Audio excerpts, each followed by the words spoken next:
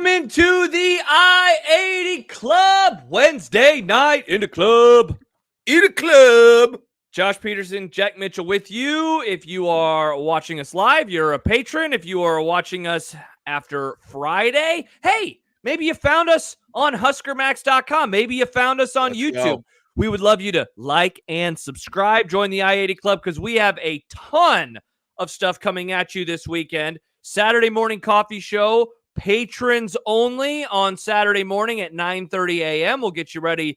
Jack, this will be our first true pregame show of the year because we will end at 10:30 and Nebraska will start a football game. You just psyched me up. A half hour later. Let's go. You just psyched me up. We did a lot of those last year. Yes, we did. We've many 11 a.m. games over the first couple of years of the club. It feels like we finish up the coffee and then it's like, well, we got a long time to wait now, but you get done and you got to go get your whatever your breakfast burrito or whatever you're having for the game, your beverage, your Bloody Mary or your pop or whatever, and get ready. So we get to have I love it.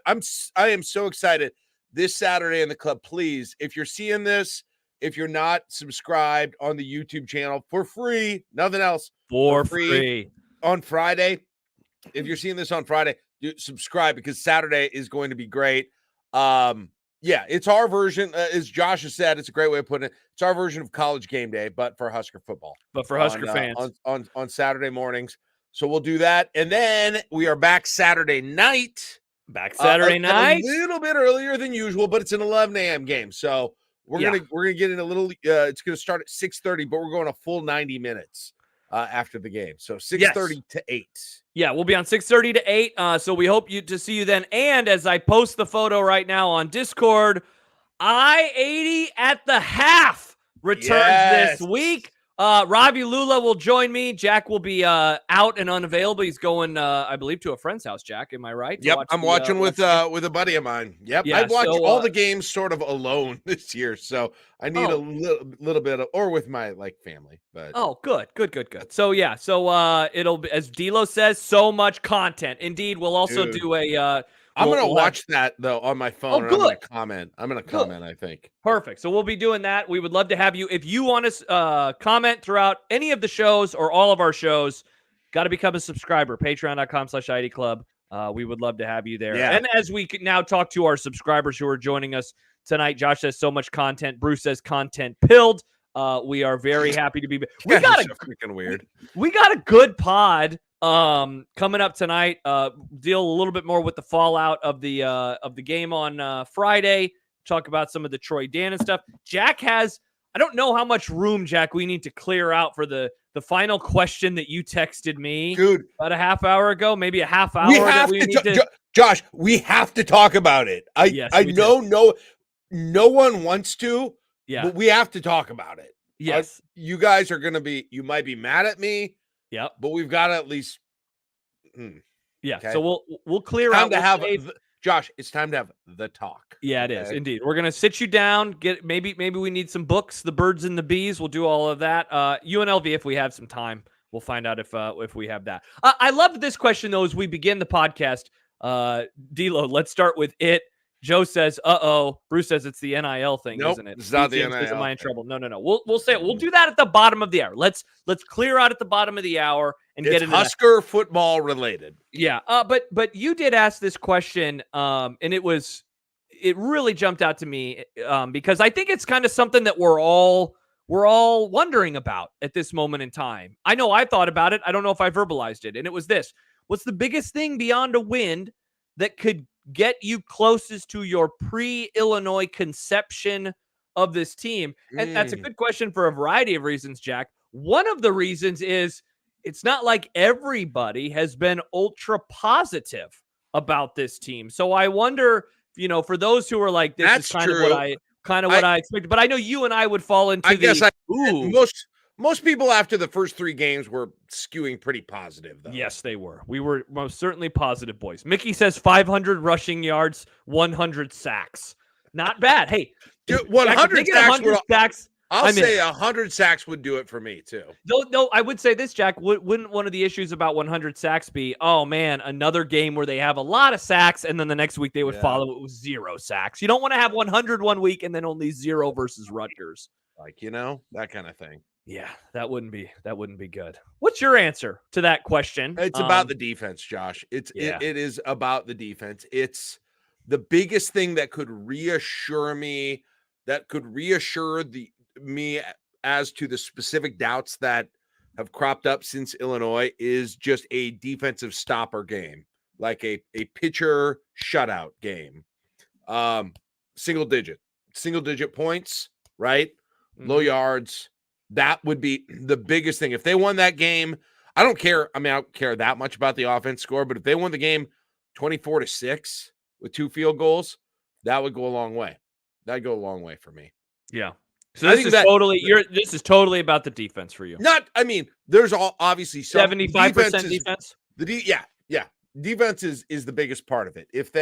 And I know Purdue's not. Listen, I'm at this point, I'm more worried about Purdue's offense than I am their defense, though. Maccabees had a pretty decent year. I think Card's at least a good, experienced quarterback here at this point. And so if they look like they did again, at least for another game in those first 2 games, that will get me. I think that's as far as you can get me in this game, is by them, again, 28-6, 31-6, that kind of a thing would make me feel the best about it. I don't, if Purdue is scoring, 3 touchdowns in this game, that'll be the worst thing for me in terms of how I feel about this whole thing. I'm going to post some numbers from one of my new favorite websites, not Kings of the North, because that's a podcast. This is gameonpaper.com. I'll post a little screenshot action here, and it has some of their advanced stats for Purdue in terms of when they're passing, when they're rushing, when they're defending the pass, when they're defending the rush. Jack has to get his old man glasses all set up for it. I guess I can do this. It's there bottom. You go. It's but the bottom. I got buys. And this goes to what D'Lo has mentioned a couple of times, and that's the running game. And he's talking about Nebraska's running game. And it's a very good point, and here's why. In terms of seeing rushes per game, Purdue is seeing the 134th or 131st most rushes per game because teams know that they can run against them. Their total EPA, horrible, 123rd in the country. EPA per play, horrible, 118th in the country. Wow. Success rate, teams, actually, oddly enough, teams aren't having a ton of success rate against them, but I imagine that part of that is just rushing success rate is what part of it because they're getting like 18-yard touchdowns that are included in that too. Yeah. Right. So that ends up putting it down. Yeah. It's easy to rush on this team, man. And Nebraska has had some ups and downs so far in trying to find its run game. Only 2 backs got carries. And let's be honest, the lion's share were from one guy on Friday night versus Illinois. This is a game where if Robbie and I are hopping on at halftime, if you and I are hopping on that night, and we're like, they struggled to run the ball again. I mean, dude, I would agree with that too. It's panic time. It is red alert around here. So I didn't mean to neglect that. To me, the defense is the biggest thing, but I agree with you, right? Like, if they can't run in this one, when can they run? That's the question. Exactly. Right. Like 100%. when can they run, when a lot of the defenses that they are going to face are designed, are going to be so solid against the run. And it was not there. It wasn't there in the way that I hoped it to be last week whatsoever. So yeah, for sure. That would be number 2 for me is having some success. I wonder what they're going to do with the personnel, Josh. I listen, there are things I like about Dowdell. I think they went to him because they liked his style. They liked kind of the mentality that he represented. I wonder if they overcommitted to that though. Like, you know what I mean? Like, I wonder if they went too quickly to all in on the kind of, hey, we're going to have the guy that represents physical, hard nose, runs to contact running this year. So you're worried that they're going with him more because of what he represents stylistically? And honestly, more than Emmett Johnson is probably, like, we can cut to the chase. Yeah. Like him getting that many more carries than Emmett Johnson. Is that really justified? Right? Yeah, he has 54 carries. The guy that you just mentioned, Emmett Johnson, has a quarter of the of that number. He has 13 carries so far. Yeah, Ramir Johnson, by man. the way, has exactly half of the carries at Dowdell. So it's 54, 27, 13, and then Gabe has 11. But he has what, like one in the last 2 weeks, basically? I mean, he doesn't really have a whole lot either. Like if you could apportion the carries going forward based on what you've seen, how would you do it? Exactly. I mean, I'll disagree with you. I guess I'll push back a tiny bit on Dowdell. I think he's pretty solid. D'Lo points out his lack of vision is an issue. Husker for MU adds he can't make anyone miss. I would agree with those things. I don't mind him getting carries. He doesn't try. He likes to not make people really miss in some He's like, ways, there's a lane, or I could run into this guy. Though I would say that Friday versus Illinois was the first time that it was like problematic for the run game. Whereas like other times it was kind of cute that he would just run into people. This one was bad because it was like, oh my gosh, they're struggling to move the football. I would say I want to see more Emmett Johnson for sure. I mean, Jack, he has 13 carries, 124 yards. I mean, what are we talking about here? I mean, that's essentially 10 yards per carry. Of course, exactly. I don't know how you can look at that and not like. I don't get it, Josh. Yeah, I don't know how you can't say I want to at least get him the minimum carries to be able to know whether or not he's legit or not. 100%. Is he that good because it's an insanely small sample size, or is he? Like, he's obviously not a 9.5 yard per carry guy. Like we would all understand that. But can he be? Can he be a 6 yard per carry guy? Can he make somebody miss? Can he go deep? Can he rush for, a 25-yard gain occasionally? He's got the longest run of the year, I presume. Right? That was against UTEP, right? If I recall, where he didn't quite get in the end zone. Yeah, the page I was looking at didn't have their long. Yes, 42-yard rush versus UTEP. The second longest is 38 by Dowdell. Okay, and Dowdell, how many was the Dowdell one? 38. Okay. Yeah, they've got to have that be more of a threat. Like, I just want to see him. Like, let me see him. And if I see him and I'm like, nope, Dowdell's way better, so be it. But you know what, Josh? Dowdell worked for that Colorado game. That's the thing. He just worked in that, like, that mission fit what his strengths were. But I think for the rest of the year, I think you've got to divide that up a little bit more. Like, this is weird. Like, this is weird because for so many years I was like, God, Nebraska's never going to settle on a single running back. And I've argued they've got to settle on, it's got to be one guy. Honestly, right. Like I would like to see that equaled out a little bit more between those, I still think of Ramir as more of a third down back. So, like, between Dowdell and Emmett Johnson, I'd really like to see that just evened out a little bit more. I think. Yes, that's the thing. I think we're both in agreement. I think everyone's in agreement. He's not. I don't want to bench Dowdell. I don't dislike him or anything else. You want to see it go from here. I want to see what Emmett can do. Like, the running game has not been, as a whole, and especially last week, the running game wasn't good enough. Yeah. Right. And of course, that's not just due to the personnel. There's a lot that goes into that. Right. They haven't had the holes that they needed, but I do want to see Emmett this week. D'Lo says, I think we see more of Emmett Johnson on Saturday. Yeah, I think so. I really hope so. I mean, Rule said he wanted to see more of him. Like, he said that in the press conference. Yeah. Real quick, because Huss asks, are you guys as worried about the defense as Sipple? Did you listen to Sipple's interview with John and I yesterday, Jack? No, I didn't hear it. What did he say? Well, because Husker Frame, you said, can you fill me in on what he said? And I said, TLDR, press the fucking panic button. I would say that was kind of the tone. I think he was very much, he said he thinks Saturday will be a dogfight. He thinks Nebraska will win, but they're going to be scratching and clawing. And he is very, very, very, very concerned about the defense. He is someone now that is looking at the last 2 weeks as like, this is what they are trending towards on that side of the ball. I was very famously concerned after Northern Iowa about the defense. And then I thought it trended into what we saw against Illinois.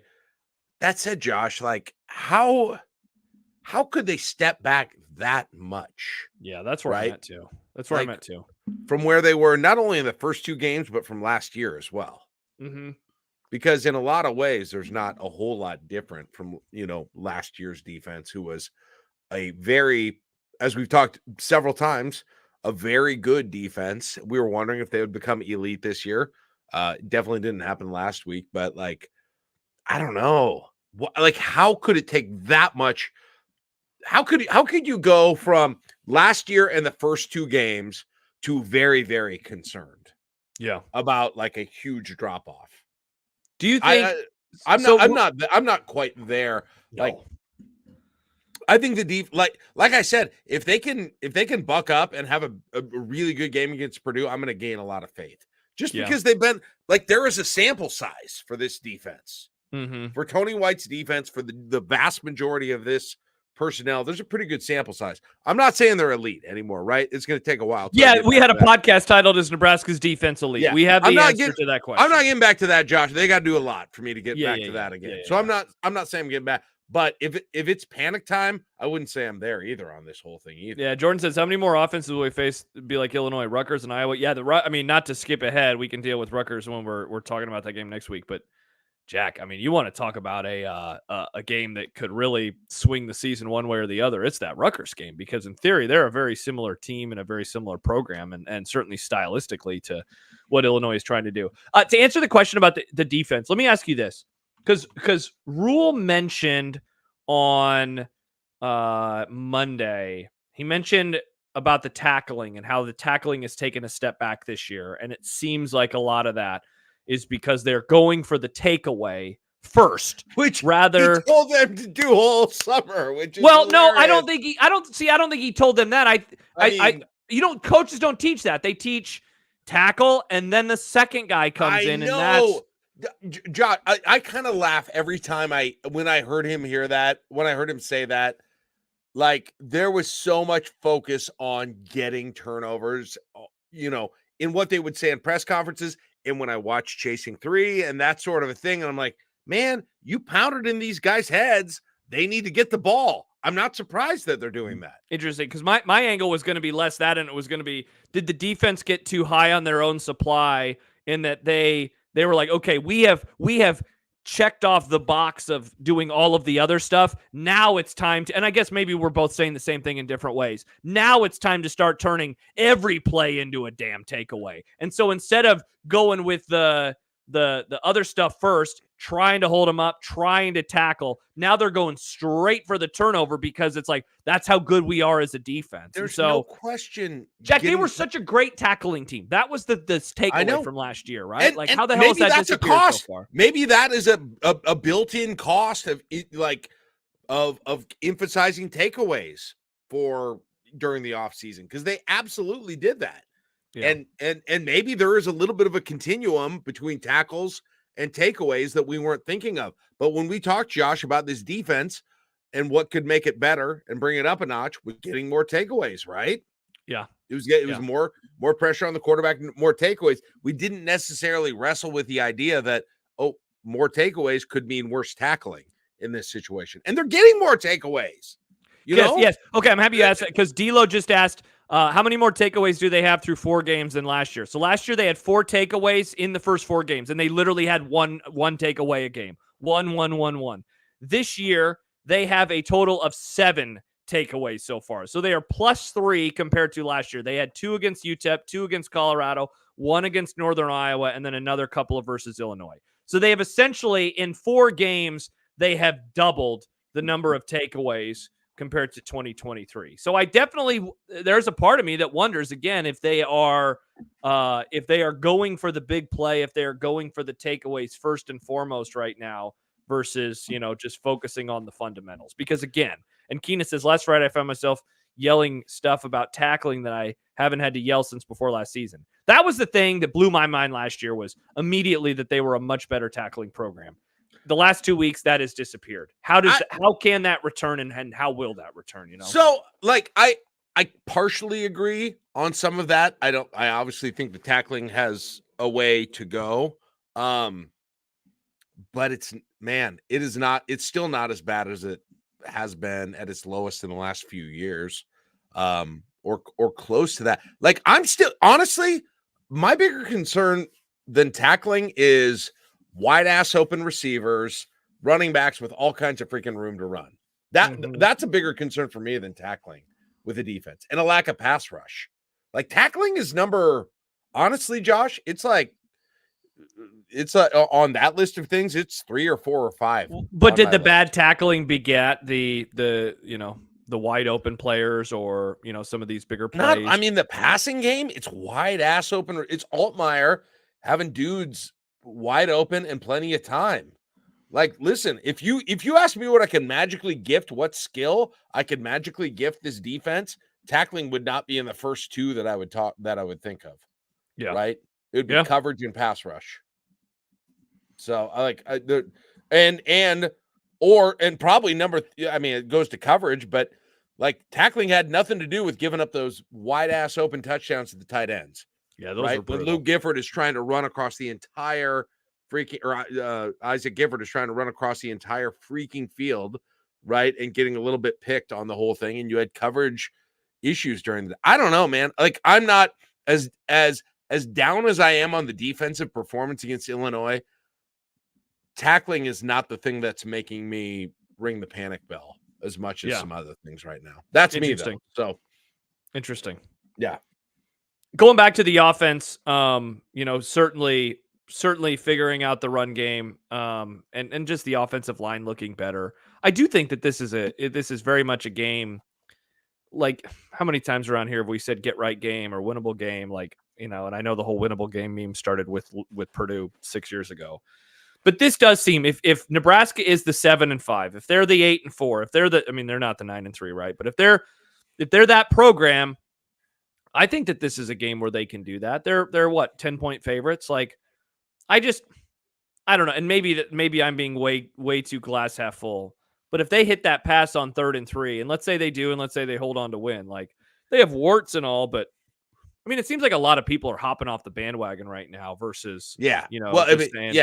Basically, the question that I'm asking is like, what would the conversation about the defense be today if he caught the pass?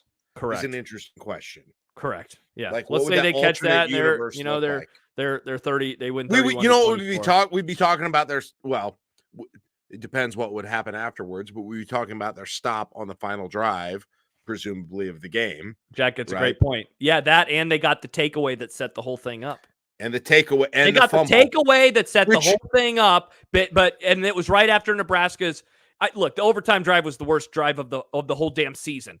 The drive, though, before 100%, Nebraska's drive before the defense got the takeaway is the number 2 worst drive of the whole damn season. When Dylan Raiola fumbled it twice in 3 plays and they went 3 and out.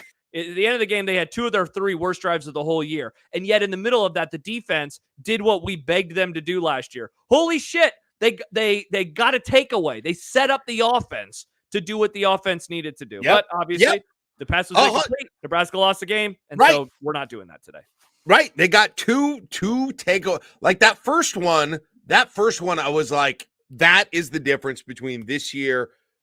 So this was me without the benefit of seeing the rest of the game. But when they did that, I was like, that's the difference between this year and previous years, is the ability to get that kind of a takeaway in that situation. So, I agree with you. We would be talking differently about the defense. And we probably would look over some issues too. Like, I'm not saying that's the right perspective in this situation, but, I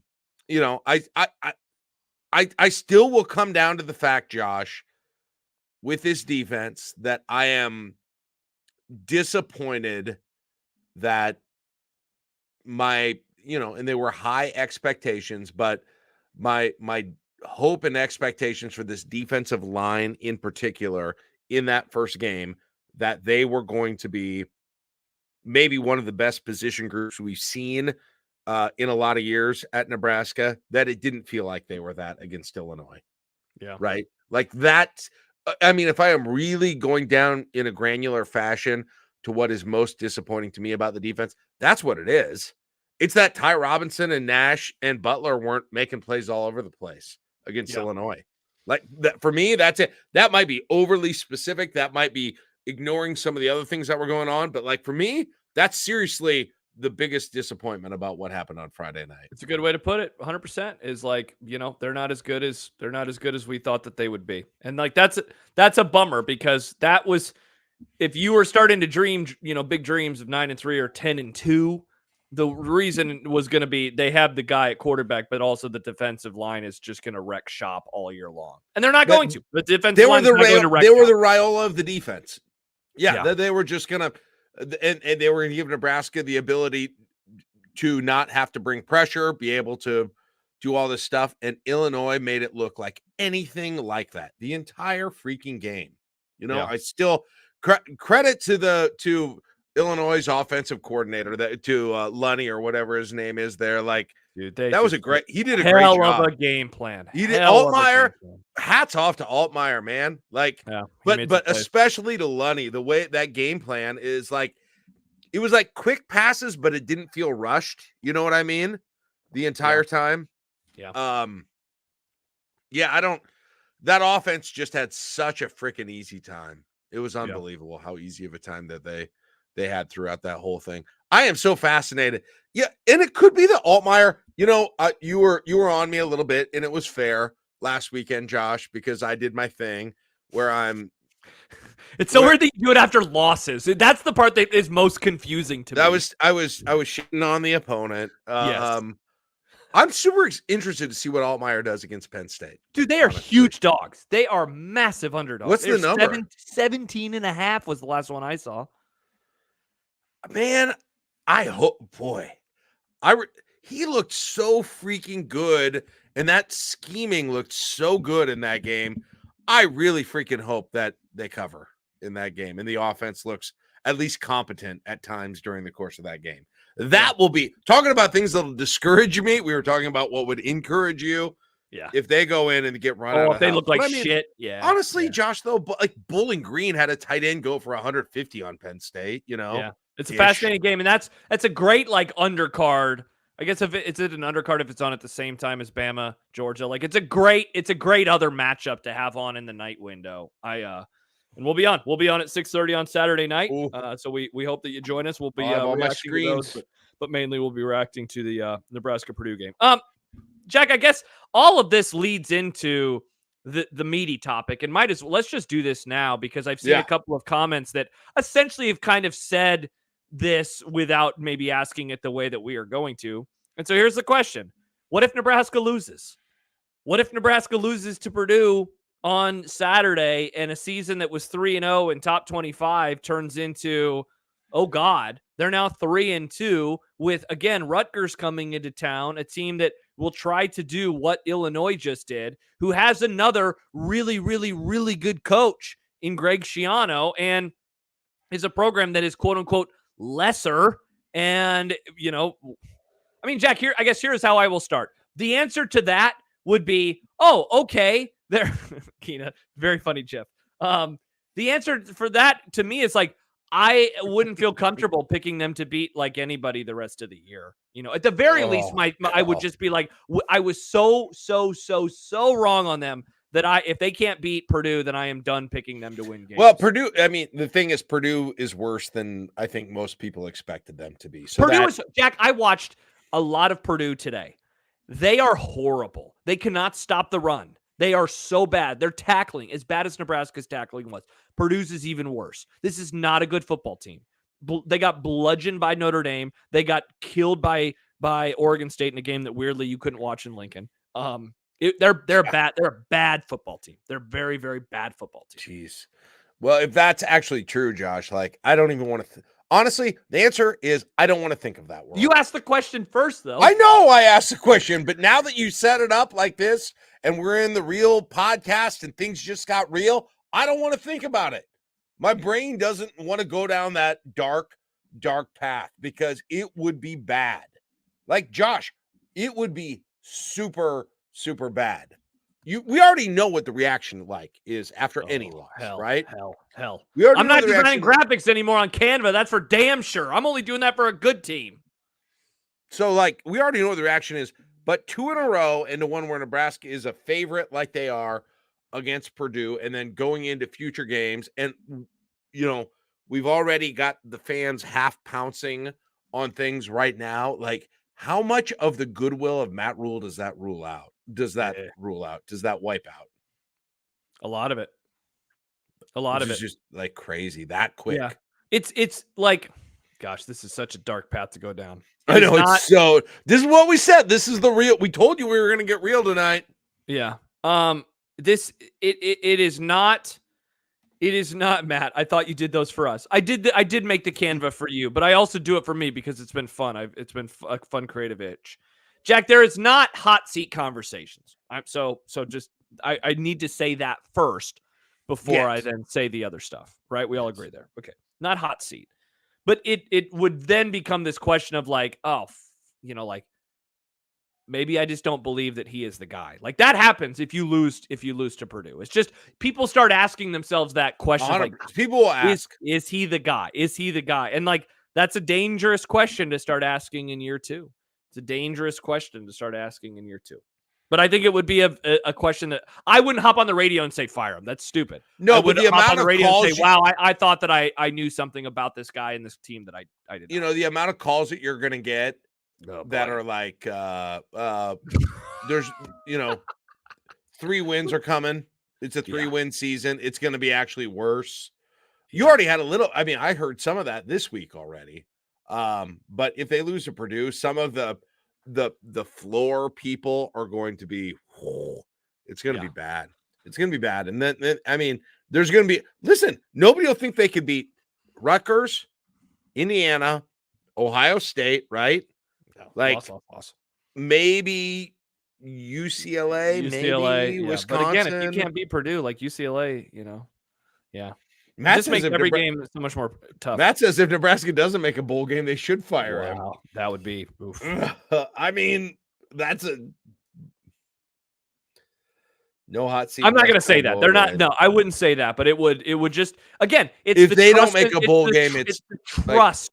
It's I'm just done. Like I'm done. I can't do that. I can't do that situation. Jack, we have to do a podcast. We have to do a podcast. We got to keep doing this since we have to keep doing content. Man, I don't even want to think about that world. That's so dark. Alex says Dan didn't hire Rule. He didn't hire him, but that doesn't mean he's gonna do that. They wouldn't do that. Mark says if they blow up Purdue, people back on the hype train. There's no in between for people. 100%. 100%. I don't disagree with that. Honestly, one of the worst things that could happen, Jack, is like a close win. It's like, oh man, they did it, but it's like there's just signs of the season is not. No, I fully agree with Mark. Listen, yeah. It was very clear. It reminded me last week that so many people believe that 1 week, right? That 1 week is sort of the harbinger for the rest of the season. Everything that happened in that week, especially if it's negative, will be extrapolated into the rest of the season. And yet when you watch other teams you have the benefit of being sort of outside of the bubble of your own team, and you watch other teams and you realize that doesn't happen with teams, right? They change week to week. If you think you know exactly who a team is, there's a few cases where that does happen, like great Alabama, Georgia teams, that kind of thing. But really, in general, if you think you really know who a team is, like Kansas State, for instance, going to BYU, I didn't think they had a shot at losing that game, Josh. Yeah, like, and not only do they lose, they get bludgeoned. Absolutely murdered in that game. It happens with every team constant. There's up, there's downs, it just constant. You can never extrapolate one result just forward for the rest of the year. And that's what everyone does, especially after a bad game. Yeah. Husker says, I can't take this talk yet. Look I don't who it is. It's Jack Mitchell. Husker fans, this is your king. This is who you want to be. You want to emulate this man. And he is the one who, Jack, you're being a bit whiny lately. You're being a bit stuck in the mud, very sad about the program. Where is the Jack that says the rest of the schedule sucks and Nebraska's about to roll? Where is that Jack? Josh, I mean, that's partially what I was just saying about people over extrapolating the Illinois results. I think I'm talking about let's fire Jack. Yeah, Jack, you are freaking fired, exactly. Bro. Like, I think I brought this up a little bit because I just wanted to sort of like be a little aware of the darkness. Like if you're going into a dark room and you're allowed to see it first before you go in later, you'll take that opportunity to just check it out, right? So you're going in this thing later. That's what I'm doing with that. No, I don't. I'm not pulling the panic pulling the panic alarm after the Illinois game. Like, I don't know. I'm trying to think. Like, I mean, I think they win this week. I think they beat Rutgers. I don't know about Indiana. I don't know. I'm not sure. I still don't know what I think about Indiana. Yeah. I think they lose to Ohio State. I think But, the like, most likely is that they're 5-3 honestly, after like, the Ohio I State think they game. beat Wisconsin. I think they beat UCLA. I think, Iowa will be interesting. You think they're a 7-5 team? Yeah, I haven't gone through the schedule Well, I straight mean, just forward going now, off of the but wins that you said, Rutgers win, Purdue win, that gets you to 5. Wisconsin gets you to 6. UCLA gets you to 7. I think lose to Southern Cal, lose to Ohio State. I think Indiana's 50-50 Iowa. Give me 1-1 in those two. Give me a So win 8-4. against Wisconsin. So you're still 8-4. Oh, all right. Nothing's wrong. Everything's fine. Everything's fine. The funny part about this Yeah, is, here I am. I'm back, folks. and Shafe talked about this at some point in time recently. Actually, probably multiple times recently. Shafe was someone who was a 9-3 guy. And Josh D'Lo, if you're posting about the running game, save it. We know that you've asked Mike Schaefer many, many times, how can he pick 9-3 without a running game? Tweet at Schaefer and ask him. But in all seriousness, Schaefer was saying 9-3. But Jack, did you know in Mike Schaefer's 9-3 predictions, he had them starting 4-0, but then losing to Purdue? Yeah, I've heard him say that multiple Yeah. times. So he's like, look, like I thought that they would I have did one too, loss. by the way. There you go. So it's like that. The funny part about this is, and like what I'm about to say is not to say that concerns that everyone is having are like wrong, because they're not. They're right? Like I think it's fine to be concerned. But the funny thing is, if you were somebody before the season that thought that they were a 7-5 team, losing to Illinois is what a 7-5 team does. It's like you can't win every game and then pick every loss correctly, but feel good about the losses. You feel miserable in the moment every time a team loses. You hate it with everything that you have as a fan. But then they win, and you're like, oh, sweet, maybe they will be 7-5. If they win against Purdue, then this kind of goes back to the first topic. Like, do we really learn anything? I don't know. I think Purdue is trash. I think we learned that Nebraska is able to get up off the mat, which is awesome. Yeah. They're able to get to 4-1, but it's like, this is what 7-5 teams do. Now, if you were a 10-2 guy, okay, well, you're wrong. They're not going to go 10-2. If you're 9-3, you're probably wrong. If you're an 8-4 guy like I was and you were, all right, now is going to be time for us to learn something. But if you were 6-6, if you were 7-5, this I was is officially your 7-5, wasn't I? You were a 7-5 guy, yeah. And I said, I looked at Purdue, and I remember what I said to you on your show. I said, I think they'll beat Colorado. I do, but I think they were going to lose one of them in that Illinois, Purdue, Indiana group, and I didn't know which one I predicted Purdue or Rutgers, Indiana. Sorry. In that fourth, I said I think they're going to lose. I think I said one in that whole. Oh yeah, that's what I did. I came out with 8-4, and then Josh, I put a tax on my own prediction, so I wasn't too optimistic. Remember that? I put the Jack optimism tax, and that just moved it without any explanation. But I never thought they were going to win all four of these games. I just didn't. We did the chunkies like Happer, and we went 4-0 in the first chunk. I believe we both went 2-2 in chunk 2, and then we went 2-2 in chunk 3. So that's how we got to 8-4. So I was wrong about the first chunk. You were wrong about it. They're 3-1. Is there a world where they go 3-1 to get to that 6-2 record after 8 games? I think it's going to be hard. That would mean only losing to Ohio State and winning the next 3. That's going to be really difficult. Part of that is Nebraska. Part of that's is Indiana, though. I'll be honest, but like Indiana, look, it's we'll see. I think, let me be positive for 5 seconds. It's possible because they have Dylan Raiola, and I don't think we said his name but like twice tonight. And that dude made some freaking rope throws on Friday, and he is ridiculous. And so like that's still the part where I'm like, wow, we could look like a bunch of idiots, where what if he leads Nebraska to 38 points on Saturday? Like, is there a world where that happens? I think so. Okay, ifs, buts. I understand how ifs work. Jack, if that interception isn't taken away and he hits the ball at the end, that's two touchdowns right there, just hanging out on the field in a game where they played a tough team and they could have had 38 points. It's the same. No, they had 24. Josh, what the story we're not talking about in this game is the freaking close loss again, right? We've gone through everything. We've gone through tackling. We've gone through the running game. We've gone through the lack of a pass rush.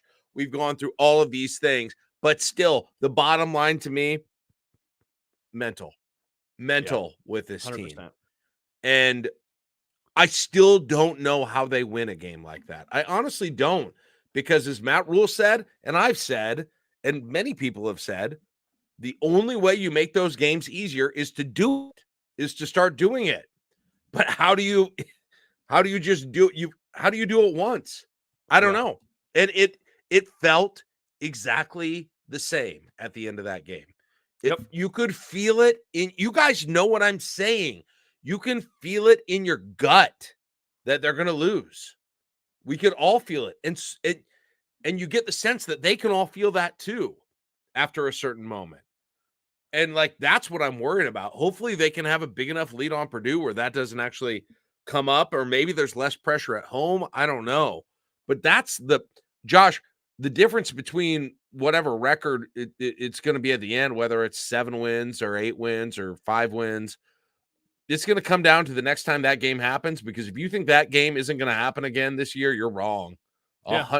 I mean, it might happen 2 more times in the next 4 weeks. Yeah, for sure. And isn't that the funny part about this? Because there's a great comment from Alex a few minutes ago. He says, "Give me some new material, Huskers." And I think that hits on something very specific, and that is this. Because I listen to a lot of Cowboys pods, and they've been having this discussion lately where it's like, it's always the same. It's every season ends the same. Now it seems like this year they're going to be a tire fire, so that it won't be the same as normal. But Nebraska, too often, Jack, in the last handful of years, they've had the same season every time. Sometimes they win 4, sometimes they win 5. They had a couple seasons where they won 3.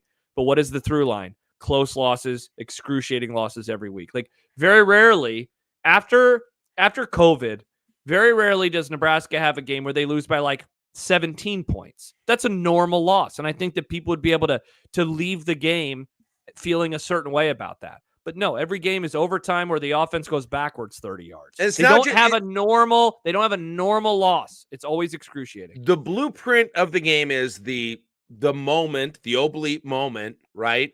And then just the feeling that the other team has, the other coaches, the execution, the clock management, the play calling is all composed on the other side, and it's not at all on Nebraska's side. Yeah. That's when I say it's the same. It's not that there was a field goal that ended it or whatever. That's what it feels like. And frankly, it was. Like, it was. The Illinois looked composed as hell, right? And Nebraska shit the bed immediately. First play, 21 yards, and it's like, oh, cool. This drive is done. Now you're immediately like, can Nebraska's offense score? Immediately, now Nebraska's offense should be, and it was the worst thing you've ever seen. Illinois looked like the best pass rush you've ever freaking seen. They were on a twist, and the outside linebacker looks like, a Butkus winner on that first play. Nebraska has no idea how to block it. They get a penalty. They get the most, just an immediate sack, and it all goes to hell from there. One team gets more competent. One team gets less competent after the oh shit moment. Yeah. That's how it always goes. And and when I say that team, I mean the execution of the players. I mean penalties. I mean the time management. I mean the play calling. I mean all of it. That's how it is. It's going. And that Illinois game, with the exception of the defense getting the stop, they did get the stop in that moment. Yeah. But with the exception of that, it was the same thing. Yeah. And that, they have to overcome that. They have to overcome that, or it's going to be last season all over again, Josh. It really will. Yeah, it definitely will. And so, I feel like that's why this game has, certainly a lot more stakes than we ever expected it to have. And it's not a referendum game, and it does not have to be a referendum game. But a nice, comfortable win where you could just say, see, losses happen. And if you expected this team to go 8-4, they're at 4-1. That they are halfway to that number. They could basically be a 500 football team the rest of the way, and that's how they could get to 8-4. And I think D'Lo in the chat said this: if they beat Purdue, you set up kind of another weirdly big home game again, massive Josh. Game. Massive game. Yeah.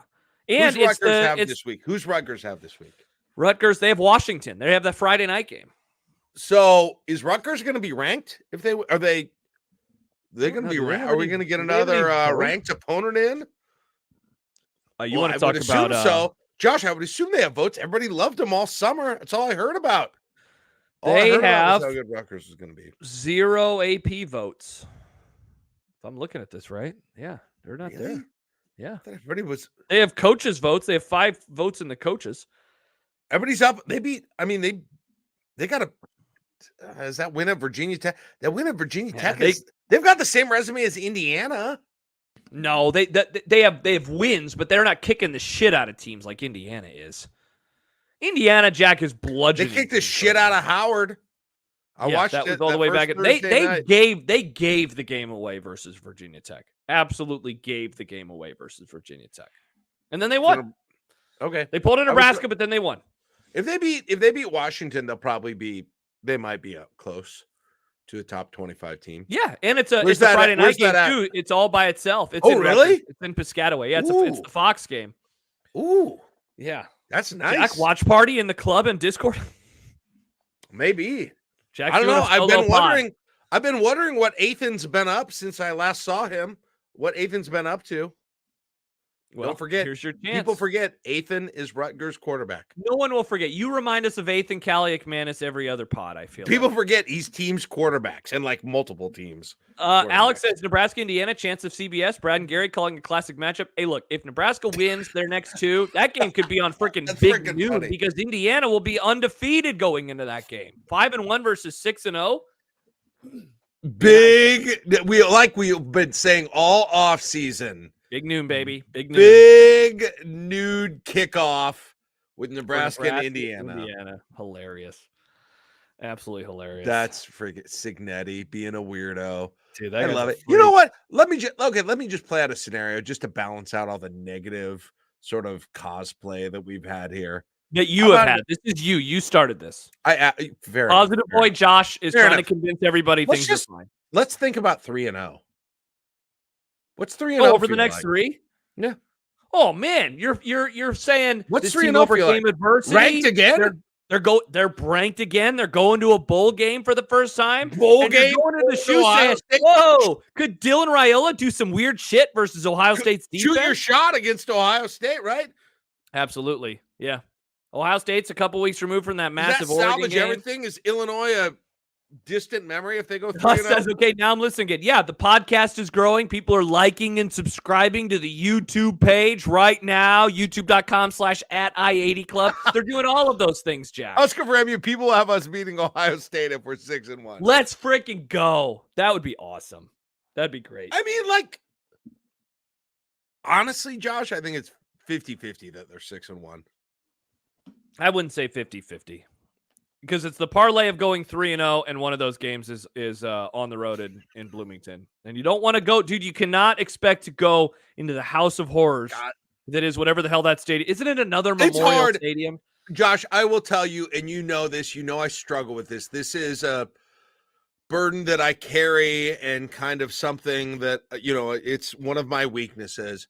What's that? My desire to think Indiana is so strong in my heart. Yeah, this is a very odd part of you. It's so, oh God, there's nothing I want to believe more and have be true more than Indiana sucks ass. Like I really. Why do they live rent free, Jack? That's not a thing. No, they don't live. Like they live rent free. I don't even know what that. I don't even know. Are what they the Creighton of Big Ten football for Jack Mitchell? I don't get what that would mean in this context. Actually, Josh, I don't get what you just said.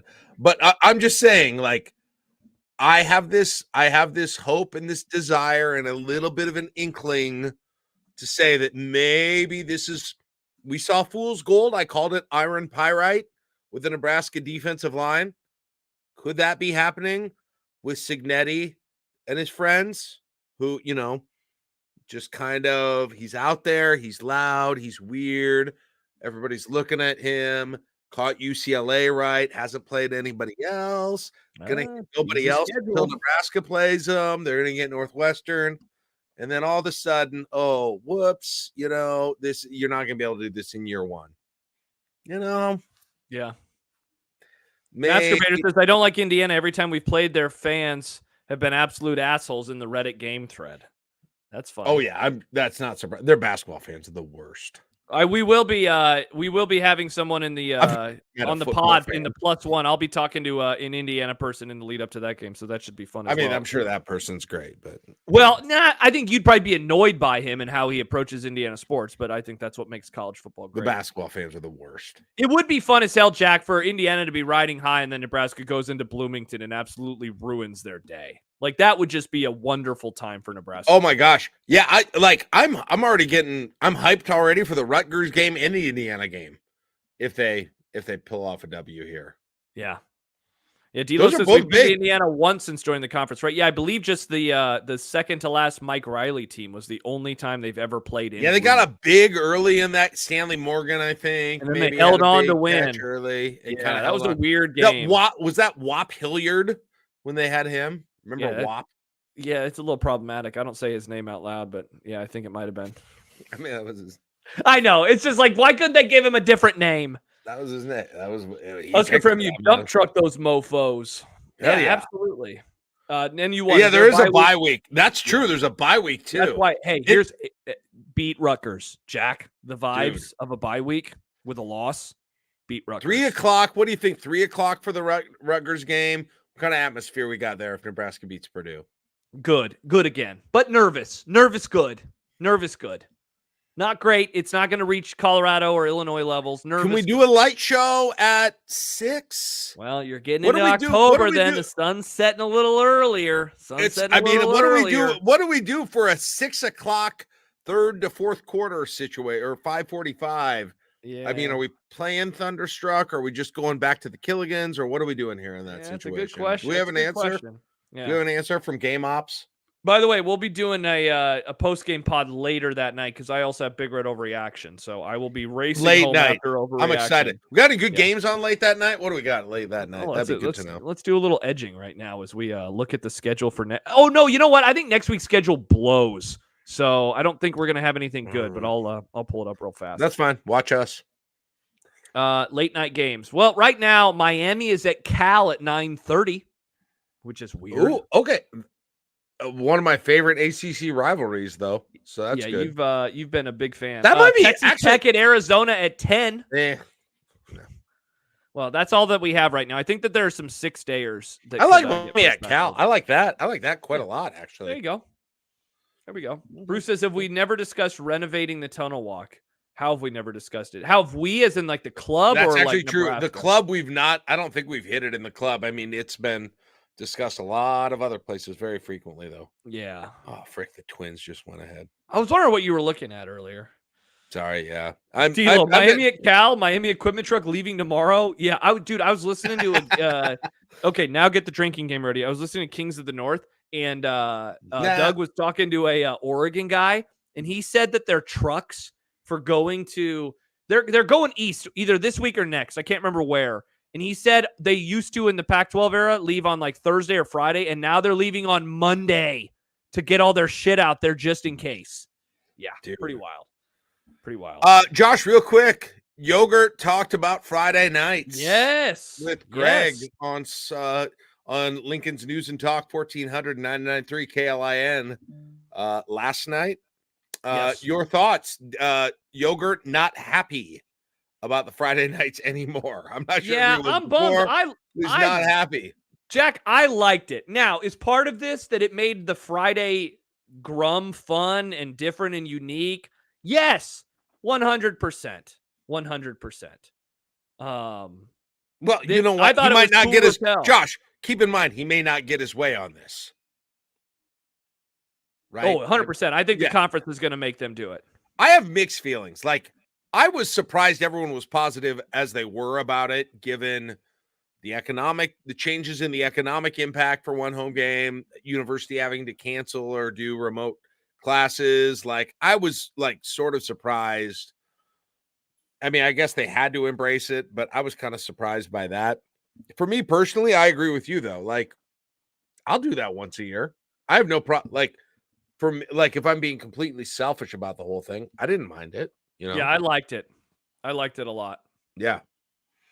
I like it way better than recruiting weekend. I don't think that matters as much as Well, As that's you think it should or it doesn't matter like it used to. I mean, it might. It might. I wasn't factoring that into No, my Matt Rule own talks about how opinion. much they embrace out of season recruiting all the time. Official visits are not as important in season as they used to be. So I don't think that that's a big deal. All I think though is that I just think that if Nebraska is somewhat enthusiastic but not totally about it, I want the standard to be the same, right? Yeah. And that's You gotta have basically one of that's what Yogurt said too. He was like, I don't Big like House that has other got to have schools. one. Yeah. Guess what? We're getting Michigan, UCLA on a Friday night at some point. So do you listen to the Pick Six pod sometimes, right? The World Heralds. You listen to that, right? I Not haven't all the time recently, but okay. I have. So when they talked about this, I can't remember if it was last week or 2 weeks ago, but Sam mentioned what is the phrase? There's a term for this about why some schools don't have to and why some schools do. Somebody throw the word in the chat if you remember. But he brought it up, and because he had talked about it with Trev, and Trev mentioned that whatever this agreement is binding for the schools that don't want to do it, and Nebraska is bound to play in these games. So that's why Michigan doesn't play in them. That's why Penn State doesn't play in them, because it is in writing. There is an agreement between them and the conference, and so it's not changing. Favoritism. No, that's a good word, but it's not favoritism. I can't remember what the name is. But yeah, whatever. It's in that annoys the hell out of me. Yeah. I don't see I don't care because if you want Nebraska to play in them, then I feel like in a vacuum you can want them and then also to be annoyed, but I don't know.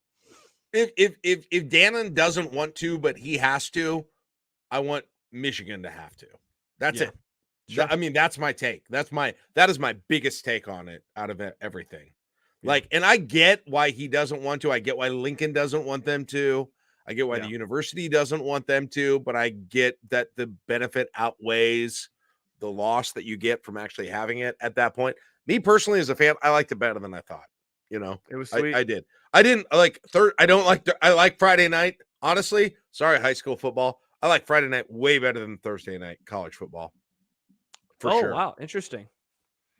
As a fan of my team, because it's the weekend and you're like, sweet. Yeah, it's the weekend, and it was like really, even though they lost, it was like really nice to know the next day was Saturday. Like there have been Thursday nights in the past. Jeez, I remember when Nebraska played Missouri on that Thursday night back in 2009. 09, yeah, and Kansas 8 and 10. This is a very personalized reason to me because I have to wake up early, but that game went to past 11 and it was oh my, Bishop and I started our show that day and Jeff Culhane called during our first segment, who's now the Florida State play-by-play guy. He called and he had the call-in show had ended like an hour before our show started. And Culhane was driving home to his apartment during our first segment of our morning show that day. That's awesome. Yeah. So Adam says, I loved drinking in the afternoon while my kids were still in school. That too. I don't know. I don't I think the fan experience, especially in a road game, Josh, but either way, the fan experience was fun. I would, as a fan, I do it once a year. I think I probably changed on that, to be honest. Good. I think a lot of people did. I think that there was so much consternation over it when it initially came out. And I think that people had a genuinely fun time. People had a genuinely fun time. I liked it. The only thing that ruined it was the result. Yeah. But there were a lot of people that said Dannen wouldn't have said that if they won the game. I don't think that's true. I don't buy that. They thought it was sour grapes because they lost. No, it's not. It's that they have people who are saying that though. I don't buy that. It's not. It's because they have an 1,000 seat stadium. And that other schools don't have to do it. That's why he's like, I don't want to do this. Also, it took this weird act of God where every Nebraska road game was either on Black Friday or was the homecoming for the opponent. And so none of those were going to get moved to Friday. Right. And so that's why it had to happen. Right. That's how I like it. I'll do it. But if Michigan cannot do it and the AD doesn't want to do it, then screw it. Screw them. Let's not do it then. That's what This says I'm way more triggered about Yogurt's comments on Wi-Fi in the stadium. Yeah, it seems like Wi-Fi is garbage this year, which is a bummer for people. But apparently he said something about the new stadium, and then Amy just contacted him. Yeah, Amy contacted him, and he didn't mean like a new stadium. He meant I haven't seen that. Was there a column? Did she write about it? Or Amy wrote about it. Here we go. Go to I think Husker Extra, you can find it. I'm saving the story right now. Perfect. I'll read that in the morning. Thank you, Jack. Amy, who I talked about it, who was cheering my softball team on last night. She saw me in the press box, and her reaction, she did a double take, and then she said, "What are you doing here?" Which was awesome. Many people on many sides were very confused why I was up in the press box, to which I say that's a fair question. But here's where we had a party on Caleb's last night after his last show. She came over and sat on my deck with a bunch of other media types. That was very fun. Look at the media getting together. Look at the media. We get together. Nice. It was very nice. Wilson Moore was there. I've never met that man. He was very good. I don't know that man. He's very nice. Well, he's on my softball team, so it was Bigelow, and you didn't throw shit at me. Sad. Yeah, Bigelow was sitting right below me. He had this garish shirt on, but I did not throw anything at him. Ben says, "What were you doing there?" I had to do the post game show, Ben. So I wasn't going to go home to Omaha. I was going to watch the game in person. Elites. Jack, I'm with you, man. Watching the game in the press box stinks. It's quiet. Sucks ass. So quiet. Screw that. I'll never go there again in my life. Yeah, you have to drag my dead body up to another game up there. All right. That'd be really weird. Like, why are you doing a weekend? Hey, why is Jack's corpse here? Jack's corpse here. He said it on a podcast. The only way we can get him up here, and we were like, we're getting him up here. Yep, indeed. All right. We're back Saturday. Like and subscribe. Like and subscribe. Hey, I would also say this. If you're a subscriber and you've been with us all night long, we appreciate you. If you're a subscriber who's been with us for a couple of years and you say, man, I really wish Josh loved Nebraska basketball like 10% more than he does, so he was at 11%, like, because I wish you guys talked about it more. Stay tuned for basketball season. We have some plans in the works. We're going to be doing some new stuff that I think people are going to dig. Very much so. Am I right, Jack? Very much so. I got some plans. I got some conversations that are going on. I'm hopeful in the next 2 to 3 weeks we can tell you all about them. Perfect. Yeah, 2 to 3 weeks from now it'll basically be basketball season. So there you go. Yeah, but I would say a lot more content. A lot more content. And I know regular content. There are a lot of you who have come to know me because of basketball. We're going to try and harness this with some help of some friends and give you a different kind of basketball coverage than probably really anybody gives you, to be honest. 100%. We might become the industry leader, Josh. People are saying. Yeah, we might. Many are saying, like, holy shit, somebody that covers Nebraska basketball and does so in a very fun, unique way. Bruce says maybe having Ravi on. No, Ravi would just come on and say Nebraska sucks for an hour. We're not going to have Ravi on to talk Nebraska basketball. No offense, Ravi, if you're still listening right now. No offense. It will be partisan. Yeah. It'll be pro. It'll be pro. Yeah, we will not both sides it.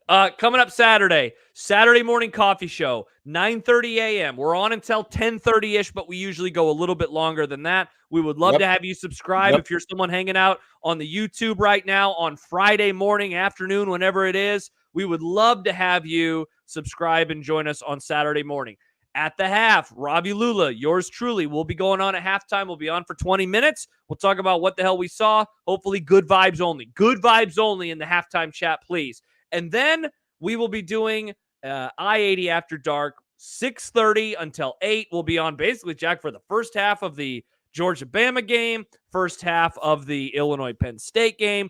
Plenty of reaction to the Nebraska-Purdue result, and we'll get you ready for the following week. By the way, speaking of next week, Mike Schaefer and I back for another National Fun League Monday morning, 7:45 a.m.